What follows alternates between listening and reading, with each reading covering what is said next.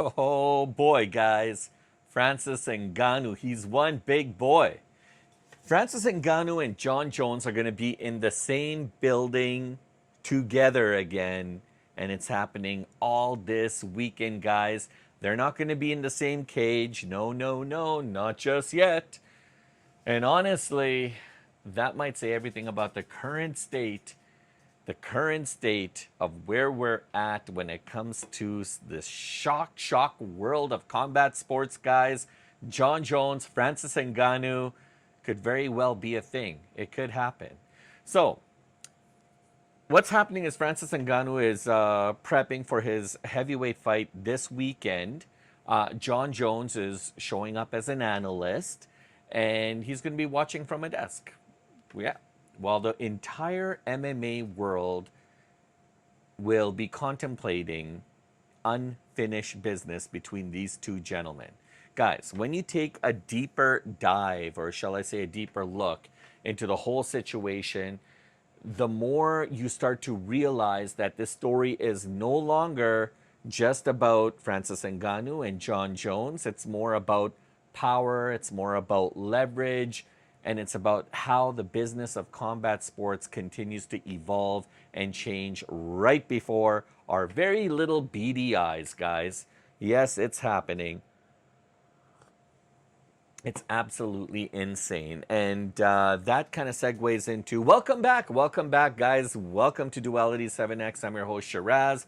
I am suffering from allergies, so I apologize. I keep rubbing my eyes. It's crazy, guys. I don't know. This is like the worst time of the year for me. I'm taking like the equivalent of like Arius, like times two and this and that. Got nasal sprays, eye drops. Gosh, it sucks. Are you guys suffering from allergies too, or is it just me? Because a lot of my family, they don't have it, and they just kind of look at me like something's off with me. I could be adopted for all I know. For all I know. Guys, let's talk about Francis Ngannou. Francis Ngannou's returning, guys. He's returning. It's going to be absolutely insane. I mean, this is a man who's flirted both with MMA and boxing, and he's going to be competing under the MVP banner, MVP Promotions. Jake Paul, he's former UFC champion. He fought in Bellator. He fought in PFL. Guys, it's going to be absolutely insane. I mean, I am so excited. I can't even wait. I mean, to watch Francis Ngannou return this weekend.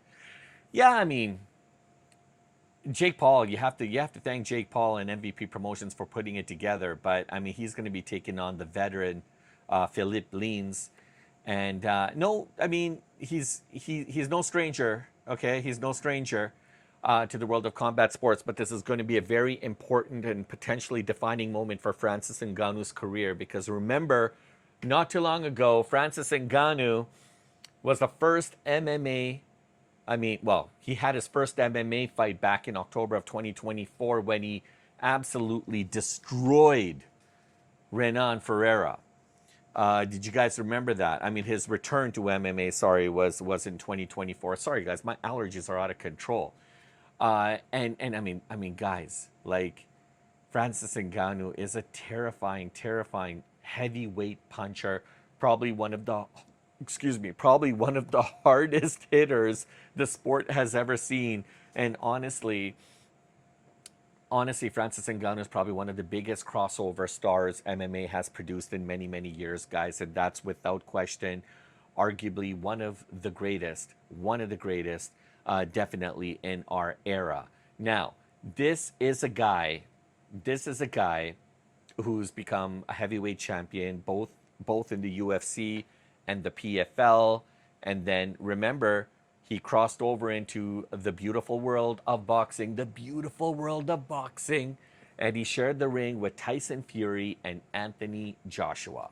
He fought two big, big, mega boxing superstars. Very few fighters, actually, in combat sports history have managed to create that level of leverage outside of the UFC machine. Believe it, guys. Believe that. Francis Ngannou's career is absolutely important. It's historical, guys. I mean, to think that he went toe to toe with Tyson Fury. He actually knocked down Tyson Fury a couple times, I believe, but Tyson Fury got the best of him. And look, whether people like it or not, Francis proved that elite fighters do not need the UFC in order to become global superstars. I mean, he was able to leave the UFC. He was able to fight outside of the UFC with another competing organization, and he even crossed over into boxing. So that's the real story, guys. And because of his size, his sheer magnitude of when he walks into that, like when he walks into the like room, he brings that aura like nobody's business. I mean, he's a big dude, so naturally he's going to take over that room. He's definitely up there with the elite fighters. Now, Francis Ngannou is doing all this to remind each and every one of us as fans what he's capable of doing. And honestly, I think there's definitely some truth to his madness because he's been able to exemplify his skill sets at such an optimum level. There you go, some big words for you guys. Open the dictionary if you don't know what they mean. But man, this guy can move, and he moves fast. For a big boy, I mean, look, he disappeared for a while. Suddenly, people started asking like, where is he, and this and that, and oh, his age, he's getting older, he's 39 years old, he's inconsistent, he shows up one day, and then he's gone for a year. Look, don't underestimate the power of Ngannou. He is very committed and focused on his career, and he's very much an active fighter. I mean, he said himself that he's very excited. He's very excited about that he's been preparing himself, and he's ready to show the world what he's made of. And look, for all those who discount Francis Ngannou, I mean, he's made another very important point that I think, and sometimes we, including myself, may have overlooked at times. But I mean, Ngannou said that every fight that he fights is absolutely dangerous. He respects every fight, and he's right. He doesn't take any fight lightly. Look, heavyweight MMA is just brutality. It's pure chaos, guys. One punch can change everything, just like in boxing, right? I mean, just one mistake can change everything as well too. Look at Daniel Dubois and Fabio Wardley. In the first 10 seconds of the opening round, Dubois went down, but then he went on to win the fight. And look, in this one against Philippe, Francis Ngannou is the favorite, but he also does respect the fact that there's a lot of risk to him taking this fight, and he respects that. He understands it because there is a possibility he could have a bad night. You never know what's going to happen. He can slip on a banana peel, right? For all we know. And honestly, that's the kind of mindset that I want to see Francis Ngannou with.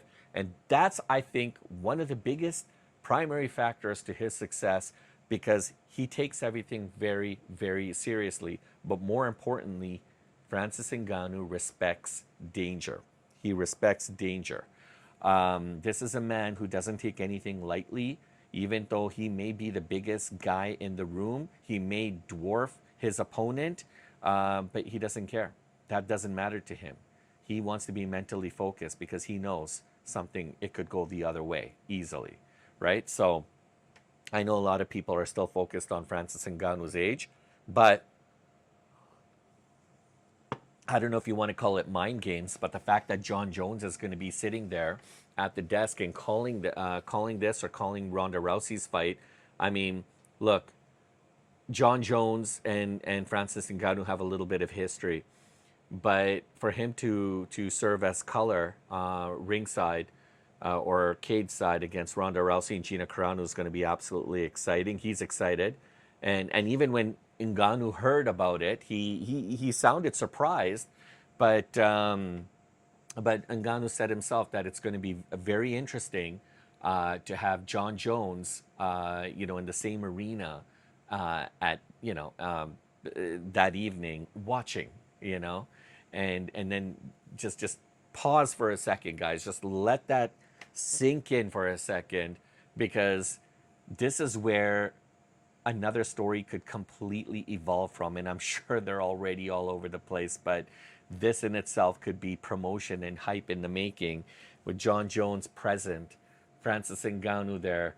The matchup between Jon Jones and Francis Ngannou, for the longest time that I can remember being an MMA fan, has been the whole what if story.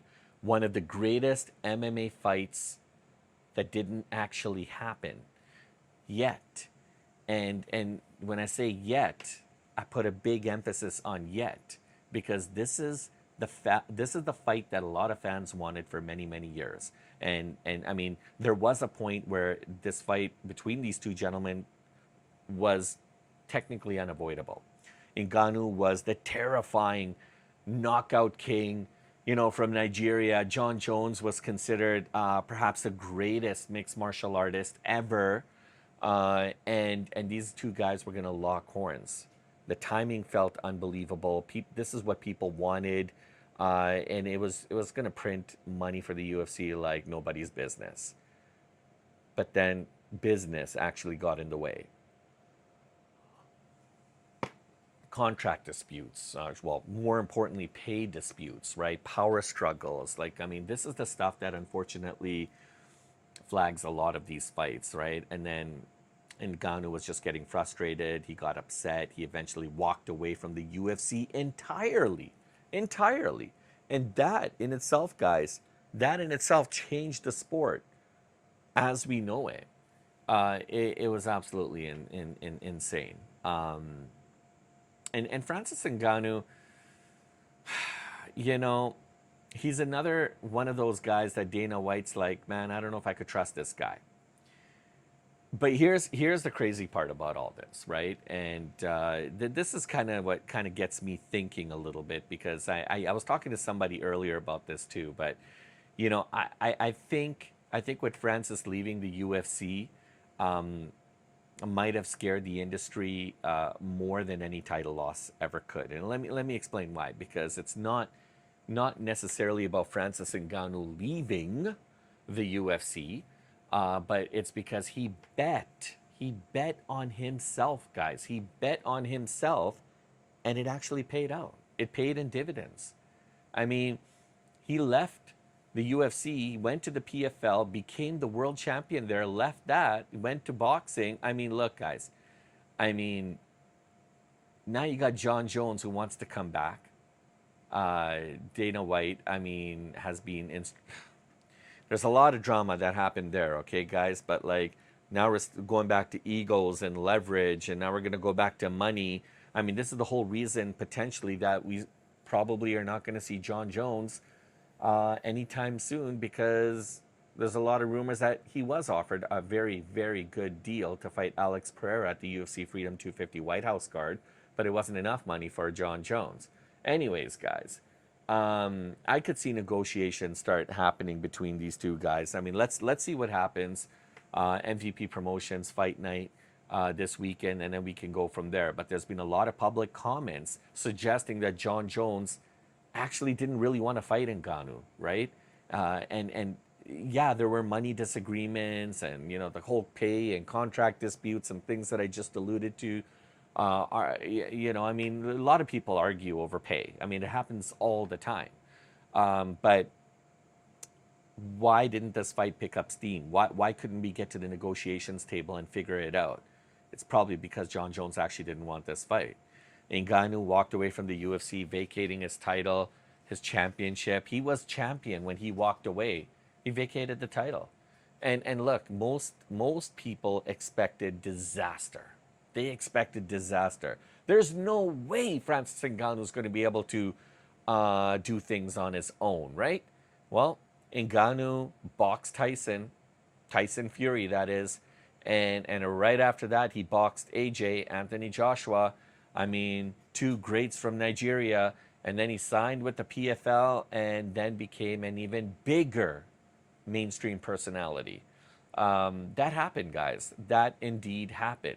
And so that outcome in itself is absolutely important. I don't think a lot of people had really focused on that because for decades now, for decades, for the longest time I can remember, fighters were told leaving the organization, leaving the promotion would be the biggest sign of disrespect, right? But Ngannou proved otherwise. He was able to do it and may potentially come back. Now, does that mean that every fighter could do what Francis Ngannou did? Well, absolutely not, guys. No, not everybody can do that. I mean, Conor McGregor left. There's talks about Conor McGregor coming back and fighting. Jon Jones left, and now he's been talking to Hunter Campbell, apparently wanting to come back. I mean, look, Francis Ngannou is very unique. He's a once-in-a-generation heavyweight fighter, puncher, dude, whatever you want to call it. But this guy's the real deal. He can do some serious damage, and that precedent matters more than anything else because he's the kind of guy that actually can deliver in the ring or in the octagon. Promoters know his value. They know what he's capable of. He brings that fearless lawlessness into boxing, UFC. The UFC loves Francis Ngannou. And so like I think all eyes are really going to be on his fight against Philipe this weekend, just to kind of see how things going. I mean, you have Francis Ngannou fighting outside of the UFC's ecosystem. Jon Jones, a UFC legend, is going to be doing color apparently at the desk, cage side. You know, you're going to have a lot of celebrities, a lot of star power in the audience. Ronda Rousey, Gina Carano, Nate Diaz versus Mike Perry. I mean, who would have predicted this, guys, honestly, like 5 years ago? Probably nobody, even not even Jake Paul, right? But now this is the new reality of combat sports. And you got to look, man, I'm not glazing Jake Paul when I say this, but he put this all together. He's one smart guy, man. I mean, the walls between promotions and these fighters are really starting to get clear, not as blurry as they once were before. But the biggest catalyst in all this, guys, and I keep going back to this, is Jon Jones. The legacy questions. People want to know, the world wants to know, where is Jon Jones' head at? Where is his head at? What exactly is Jon Jones thinking? What does he want to do? Because according to reports, his last fight may have been the win over Stipe Miocic back in 2024. Like, this is less than 2 years ago. And if that really, really was the end, well, then those reports are wrong because then the Ngannou fight becomes probably one of the biggest unanswered questions floating around in the world of combat sports, or the fans are going to be questioning it in MMA, wherever they are, because people are going to be thinking and debating on who would actually win between these two if they ever faced off. You have one of the greatest technicians, teachers of mixed martial arts fighting probably one of the dangerous punchers of this era. We may never know really what might happen. But I mean, look, honestly, that mystery in itself will definitely make a story even a bigger one. It'll be great for views. It'll be great for another video. Jon Jones may not necessarily be the same guy that fought Stipe Miocic back in 2024. He might be a lot different with his bad hips and problems that he's having physically, but those unresolved rivalries, they keep coming up to the surface. They keep bubbling up, guys. And fans, sometimes they just never get that closure. Jon Jones, Alex Pereira would have been an unbelievable match. I would have loved to see that, right? But look, I mean, you can almost feel that his presence is going to be kind of controversial to a degree. I mean, remember Fedor versus Couture, Anderson Silva versus one of the greatest of all times, GSP, Khabib versus like Tony during his peak years, Khabib versus McGregor. I mean, guys, like these are the legacy fights that I'm talking about, and they become bigger and bigger because they just never happen, right? Like, this is what I'm trying to get at. Conor McGregor, Khabib happened. But you know, there's a lot of fights, super fights that could have potentially been super fights that never happened. They never come up to the surface. But this weekend is all about Francis Ngannou, guys, returning to MMA against Philipe Lins, and underneath all of this chaos, underneath all of the marketing, the jazz, the hype, this card represents big, big things, and those things are going to be discussions that we're going to be having right after these guys fight. I mean, there is so much talk about Ronda Rousey and Gina Carano and Nate Diaz. I mean, and then you throw in Francis Ngannou. I mean, combat sports is in for a treat, guys. This is a card that I'm actually super excited for, right? I mean, look, Francis Ngannou, I'm excited to see him. I was still shocked when he left the UFC as a champion, vacated his title, went on to box Tyson Fury, AJ, went to the PFL, became the world champion there. I mean, this guy almost seems like he's accomplishing all of his goals. I mean, I would like to see a rematch between him and Tyson Fury potential. I'd like to see him go back into boxing. I think he can do it. He just needs a little bit more time, a little bit more conditioning, some training. But let's think about Jon Jones and Francis Ngannou finally sharing the same space, the same stage, in the same venue together one more time. Just not in the way fans imagine, but people can always dream, right? And honestly, guys, imagine if these two ever were to fight. Holy schmoly, man. This would probably be one of the most fascinating fights ever. I can't wait for this weekend and see what actually happens. I'm super excited about this one. I think you guys are too. Love him or hate him, Jake Paul has been able to deliver. And I think, let's wait till the fights are done, and then we can say whether it was a good card or not. But what do you guys think? Do you think Francis Ngannou made the correct choice in leaving the UFC as a champion? And then, with his career going on to fight Tyson Fury, AJ going into the PFL, and now he's going to be competing against Philipe Lins here in MVP Promotions. Do you think he made the right move? And do you think this could potentially set him up against a potential showdown with Jon Jones? Jon Jones wants to come back. He wants to come back, but he wants to come back to the UFC. Anywho, guys, money talks sometimes, and we'll see what happens. But look, I want to thank you guys for sticking around. Please smash a like and subscribe. Hit the notification. See, guys, never miss a beat. And live videos are coming soon, guys. I've been testing out some new equipment, playing around with a couple things. I can't wait to kind of get some of that started. But in the meantime and in between time, guys, enjoy. And you can enjoy watching one of these two videos right here. Actually, watch them both. And then that should be your homework. And then that should lead up to our next video tomorrow. We'll see you guys tomorrow. The pleasure was all mine. We'll see you later.